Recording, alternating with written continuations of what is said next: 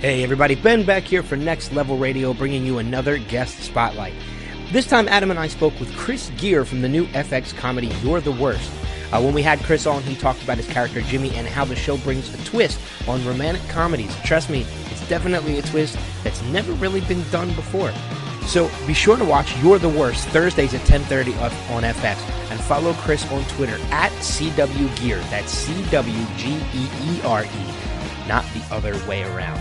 For a recap of this interview, be sure to go back and listen to the July 29th episode of the Showcast here on Next Level Radio.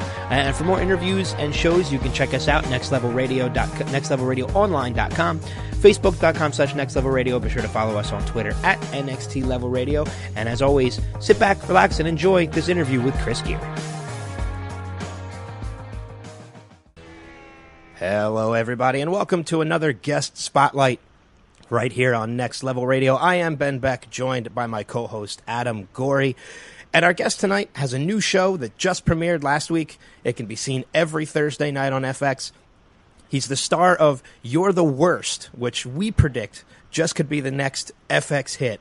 Please welcome to the show, Mr. Chris Geere. Chris, how you doing this evening?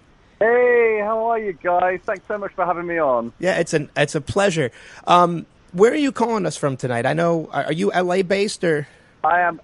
Yeah, I'm LA-based at the moment. I'm calling you from a very nice hotel room. We're staying at the Beverly Hilton. We're doing our TCA panel show, so all the television critics are here. We've had a few interviews this morning, and then we're all wrapping up, and I'm going back to the UK on Wednesday. Yeah, so back to normality. It's going to be very strange. Now, I know the show just premiered last week, correct? Mm-hmm. For people who haven't had an opportunity to catch the premiere, tell everybody a little bit about the show and your character Jimmy on the show.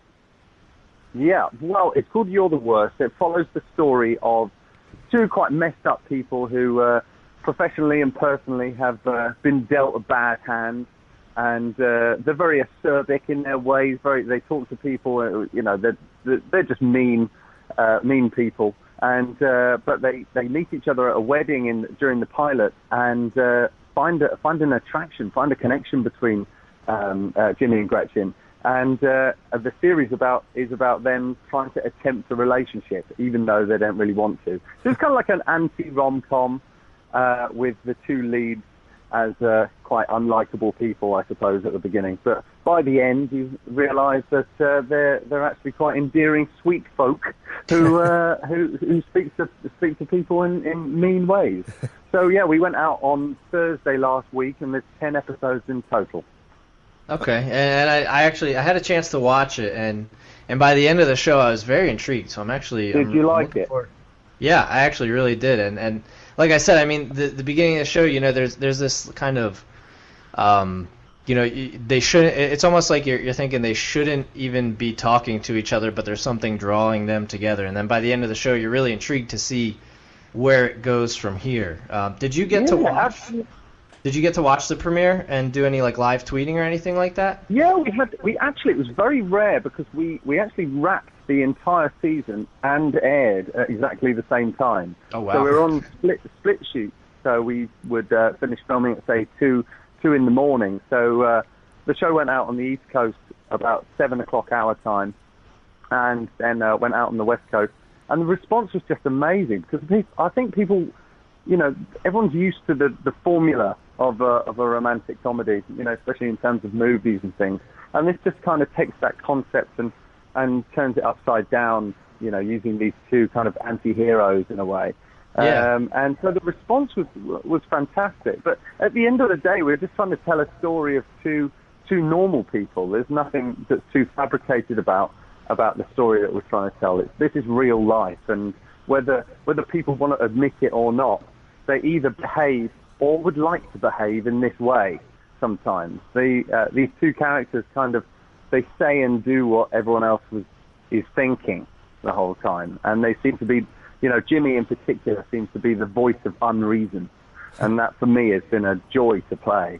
Yeah, and he's an author, or was an author, and I could very much see somebody out there, in exactly his situation, published a book, and it's just the way the internet is these days, books aren't quite what they used to be.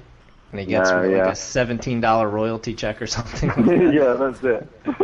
I know. I remember there was a first couple of TV jobs that I did in England. You know, you would get a residual check for, say, £3, which is about $5. You know, and you just keep them all and frame them because it's such an insult. But no, that's what it is. I think he's an author, you know, an English author working in Los Angeles. He had a very successful book, managed to buy a house with the money from that book, and then things all just went a little bit downhill for him. So instead of questioning whether it was anything to do with him, he kind of took it out on the world instead, and that in turn made him very bitter, very resentful towards the idea of love, especially. He believes that all relationships are doomed, and so you meet these two people quite early on, and you know, as an audience member, even watching it at the premiere, I was thinking, oh, these characters aren't very nice, but there's something really interesting about them. Yeah. And then when you see the two of them together, you realise that they're actually as bad as they are, they're perfect for each other. So you kind of know that the relationship is inevitable, but how they get there, and the way that they get there. It's just such a fun series. It's so original, and it's been a joy to be in it. Yeah, I mean, it's like you had mentioned earlier, the idea of the fact that it's kind of like an anti-rom-com, which I don't know if that's ever been done before, though. I mean, the characters are brought together, and obviously they have the connection and they stay together, but it's how they're brought together that's so different from everything else that you see out there. Yeah, I mean, I'm a huge romantic comedy fan in terms of movies. You know, I've been watching them for years, and you always meet the lead character, and you instantly rooting for them. You think, oh, they're really nice, but they haven't been dealt a great hand, and it's the story of them trying to better themselves. These people are awful from the beginning, but there's something quite endearing about them. And through the series, you kind of we explore why they're behaving the way that they do. You know, it's a combination of stuff that happened in their childhood, or being hurt in previous relationships, or, you know, just failing professionally. And that's what's made them as bad as they are. So if people stick with us, with the series, which I'm hoping they really will, then we really do look into that. And it's just funny. It's so funny. I mean, I've just seen episode 2, which comes out on Thursday, and the pace of the show, together with the music and the performances, is excellent. It's just so unique, and I'm really, really proud of it. Yeah, I mean, you mentioned having just seen the show yourself. After all the filming that you do with all the show, because you said you had wrapped up all 10 seasons or all 10 shows already. Mm-hmm. We can only hope the show goes 10 seasons. I was going to say, hopefully 10 seasons. Wow, 10 seasons, excellent. Very much. You see a lot of networks doing that nowadays too. They're filming the entire season before it actually airs. And I think that actually lends a little bit of help as well towards the actors and the actresses in it, because that gives them more of an opportunity to interact with the people that are watching, because they're not tied down by shoots. Yeah, exactly. No, this is really nice. I feel like this is probably, you know, the shooting was wonderful, but this is the most enjoyable part now, because you can suddenly see all our hard work come to fruition, and people start talking about it. You know, it's weird. Even if people don't like our show, what I'm reading is that they're interested in it. Yeah. You know, it's getting some kind of reaction. And I would rather people say, oh, no, it wasn't really my cup of tea because of this, this, and this, than went, no, it was boring. Because it's not boring. It's just amazing. You know, there's some really wonderful moments in there. And of what I've read so far, the reviews are saying that people are finding this real groundbreaking stuff. You know, we really pushed the envelope in terms of, a few sex scenes that we have quite early on in the pilot, together with the language and the behavior of the characters towards other characters. And I think it's very relatable. Let me just say, life, you know. I didn't know you could get away with what you got away with in the early sex. I know. Yeah, I don't think we did either. We wanted it to be as real as possible, you know. the one night stand that these two characters believed they were going into. You know, for anyone that's had a one night stand, of which there are a lot of us, they aren't necessarily sexy. It's not a sexy thing. You know, it's an awkward, complicated mess, and that's really not. And that's what we wanted. We wanted to show that the truth behind that. You know, it didn't need to be a stylistic love-making scene. It needed to be two people who didn't really know each other, who you know, just so happened to hook up that night and weren't thinking they would ever see each other again. Yeah. But then they have to backtrack because they realise they've actually got this connection, and both of them hate that. They hate the fact that they really want to see each other again. So they're fighting against. That's the one great part about the first episode. Yeah, they don't want to conform to a usual relationship. They think relationships are doomed, like I said. So there's you know, when they go, oh no, I really want to see her again, then that's hard for them.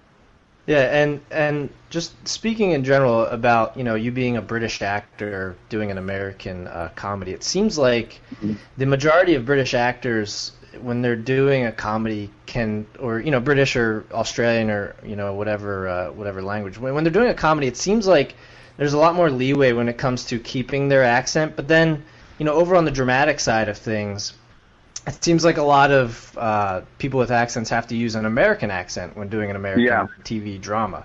Was there ever any question as to whether or not you had to keep your accent for the show? Well, it was Stephen had been looking for this role for about 7 months before I'd even auditioned, and he'd only been auditioning American actors for the part. I read the script, and the brief said that, you know, use an American accent. And as soon as I read it, I was like, I can, and I can send that if you'd like as an option, but I really believe that this character is British. Just the way that he talks to people, I think there's specific delivery in terms of all Jimmy's rants that he has in the episode that I just thought would be funnier if I could do it in my own voice. So I just gave them the option in the audition, and this was on the Tuesday of 1 week, and then the following Thursday I got the call to say that they were flying me out to Los Angeles to test for it. And it was the most amazing process. So within like 3 weeks, I'd got the job. And Stephen has so kindly said since, the creator, so kindly said since, that what he's realised is that he'd always written a British part, but just hadn't realised until I was doing it. I was gonna say, because I mean, looking, you know, now that you say that, I don't know that I could see Jimmy as, you know, with an American accent. I feel like with the British accent, the way he talks, it's almost like people with British accents can get away with more when they say stuff and not come off as an asshole. Yeah. Yeah, like if it was an American accent, saying worse things. Yeah, we would just think he was a dick if he talked in an American accent, but it's kind of funny because he has a British accent. I know, exactly. I mean, not saying that. I don't think I'd get away with speaking to anyone in England the way that Jimmy speaks to anyone over here. But there's something that I hope works transatlantically between, you know, my energy versus Gretchen's energy, as you know, English versus American, that makes it rude and funny, but also hopefully quite endearing and charming as well, which would be cool. I mean, I never really had an aim to do that, but this is what I'm hearing, and that's a huge compliment to me, so that's great. Do you continue to do any British TV while you're doing this, or are you just kind of putting that on pause for right now? Yeah, well, I just finished a series just before I came out, and the movie that I've got coming out later this year, which were both shot in England. I go back on Wednesday to go and see my family that I haven't seen for 3.5 months because I've been here. And then the next project will be the next project that's brilliant. And wherever that is, I'll be very grateful for it. But no, I love British productions. I love working there. But at the same time, I'm very fond of how things work out here. It's a very different kind of production over here. You know, I'm used to getting changed in my car and having a sandwich for my lunch, and over here you have trailers and drivers, and it's very exciting. But I'm very much looking forward to whatever the next project is, but I hope it's something completely different. I think it's nice for actors to be able to, if they're lucky enough to find jobs that are different to the previous. Yeah. So we shall see. I'm going to give Downton Abbey a go. Now, looking back at some of the other stuff that you've done previously, unfortunately, I know I haven't seen the movie, but looking back, I know you were in After Earth. Did you? Yeah. I like I said, I haven't had the opportunity to see it yet, so I'm not exactly too sure who your character was. But did you work directly with Will Smith when you were in that film? Yeah, I was there for. This was another audition, as with You're the Worst, that I'd actually done on tape from the UK. It's just a sign of the times, the fact that casting directors can believe in you from a self-tape rather than being in the room. And I'd sent off a self-tape, and M. Night Shyamalan, who was the director, had watched it and cast me from that. There was only 8 or 9 characters in the whole film, and I basically played the navigator of the spaceship that crash lands on Earth right at the beginning. So it's quite a key role in terms of it was my fault that the spaceship crashed. But we were very lucky. We flew to Philadelphia, and I think it was about 5, 6 scenes, and Will Smith was there the entire time. And God, I've never been so starstruck. I mean, you can see why the guy is one of the biggest movie stars on the planet, because he's just a wonderful presence.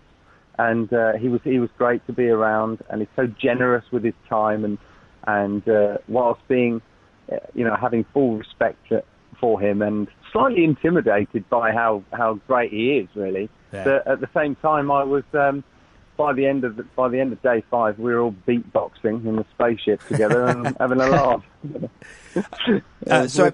So, I mean, Philadelphia is actually where we broadcast from. We're in the Philadelphia area. Is it? Yeah. Hey, I loved it there. I was just going to ask, what did you think of Philly while you were out here?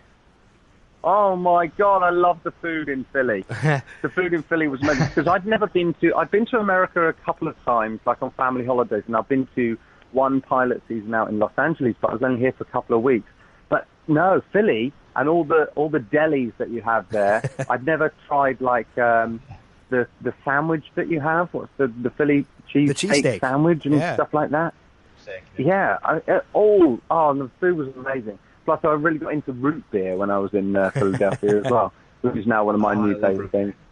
But the people were lovely, and I went for a run up Rocky Steps on my day off, doing all that tourist thing. Yeah. And the studio was kind of a bit of a drive from the hotel, so I got to see a bit of Philly as well. Just looks an awesome place. And they shoot quite a lot of stuff there, don't they? Oh, yeah. It's more and more all the time. Yeah. They're starting to shoot more and more out here. That's wicked. Especially M. Night. Yeah, it was great. And it was quite cold, I remember. You have do you have hot summers and really, really super cold winters? Yes. Yeah. Lately, yeah. So do you like Britain in that way? Because it's been weird over here in Los Angeles. I've been here 3.5 months, and it's never rained once. Really? It's been crazy. So, wow. Yeah, I enjoy the season. I wish I knew what that was. So. Yeah, no, but Philly was great. I really hope to go back and do something else there soon as well. Because it doesn't take that long as well from England. To come here, it takes about 14 hours, but to go to Philly only took about 6, 7. Yeah. It was great. So, well, I know we're getting to the end of our time, but how we usually like to wrap up our interviews is we like to do what we call our rapid fire. And basically what that is Adam's just going to shoot a couple questions off to you. They're relatively very simple questions. You don't have to go into too much detail. Just answer with the first thing that pops into your head. Okay. Cool. All right. First one up. What is because yesterday, in case you weren't aware, yesterday was National Ice Cream Day. So what's your favorite flavor of ice cream? Favorite flavor of ice cream? mint choc chip. Oh, you are a man of my own heart. Okay. Oh, love that. Don't know why. It's weird because you can't have like a biscuit or anything with it. It just takes the taste away. But if you have it on its own, it's insane. Love that. I completely agree. Next one. If you could meet anybody, who would you want to meet? Anybody who you haven't met, I should say. If I could meet anybody, I want to meet Jennifer Aniston. I don't know why, but she's one of my she's one of my favorite actresses, I think she's had a wonderful career. I think she's super duper funny, and she's made some great choices. And I'd love to work with her. But if not, probably I'd say Richard Curtis, who's the writer and creator of everything from Notting Hill and Four Weddings and a Funeral and Love Actually. I think he's like the master of the rom-com. All right. Oh, nice. All right, third one. What's your favorite hobby? My favorite hobby is watching cookery shows. Oh yeah. Do you know how to cook? Oh yeah, I love cooking. I absolutely love cooking. I've missed it so much while I've been away, because you go out an awful lot when you're here, because you're working or you're eating on set and stuff like that. So I haven't had much time, but I cook for my wife and my son, and we have barbecues as much as we can. So watching cookery shows or barbecuing. Let me ask you: Have you ever grilled a watermelon? No. Does that work? Apparently. Apparently, we actually we talked about on our show yesterday a list. There's a list of 10 fruits that you can grill, and watermelon was on that list. Apparently, really? That's possible. That's according to that. Well, you kind of imagine that the water would evaporate from the watermelon, and then it would just be a big mess, wouldn't it? Yeah, that's exactly what I said. Yeah, we're gonna have to, but yeah, that's what we would would think. What were the other fruits? Yeah, it was on there. Bananas, peaches. Pineapple. Cherries. Nice. Mango. So yeah, most of them were pretty, ones that we could see being pretty good. But yeah, watermelon was kind of odd. Wow, yeah. I'm going to try it though. I don't care if it works. I'm going to try it. Yeah, let us know how that works. I'd like to. Yeah, I'd like to see. I'll send you a picture. I'll send you a tweet of it. There you go. Perfect. Last one for you, and we'll let you get going. What's one thing you've always wanted to do, but you haven't been able to do yet? Oh, wow, that's great. I want to do the London Marathon, but I haven't done yet. I'm a big fan. Okay. I have many charities that I support, but I would love to do the London Marathon. 26 miles running, but it takes an awful lot of discipline. And it's not just doing the race itself, but all the training would be something quite awesome. Yeah. Yeah. Do you run a lot? Do you like to run? Yeah, I like, especially around Los Angeles. It's nice. You've got loads of cool places to run around. I go to the gym a lot at home and everything, but to do something where you can get fit and it's good for charity as well, fantastic. Yeah. Oh, yeah, definitely. Well, I know we're at the end of our time, so we definitely want to send people to check out Youre the Worst on FX. It's every Thursday night at 10:30. We want to send people to your Twitter account at CW Geere, Geere. And Chris, thanks a lot for joining us. This was a great pleasure. Well, thank you so much for having me. I'm going to go and grill some watermelon and tune in. That's brilliant. Thanks so much, guys. We look forward to the picture of the watermelon, by the way. Yeah, okay. I'm going to tweet me next to a grilled watermelon all in the bottom of the grill, because it's obviously not worked. Look forward to that in the next week. So, all right, well, all of our live listeners, be sure to stay tuned. We're going to have another interview for you shortly. In the meantime, check us out on Twitter at NXT Level Radio. Follow us on Facebook, facebook.com/nextlevelradioonline, and check out our website for all our past interviews and shows, www.nextlevelradioonline.com. Stick around, guys. We'll be back in a little bit.